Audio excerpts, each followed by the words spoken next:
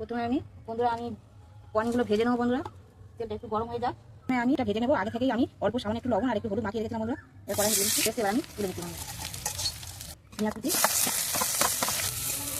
Tomato কুচি, কাঁচা লঙ্কা, চিড়ে বাটা দিয়ে নেব বন্ধুরা। দিয়ে দিচ্ছি লবণ, হলুদ, লঙ্কা গুঁড়ো দিয়ে দিলাম। কীভাবে দিচ্ছি এবার করে দিয়ে জল দিয়ে দেবেন। কারণ মটরশুঁটি এই দিয়ে দিলাম।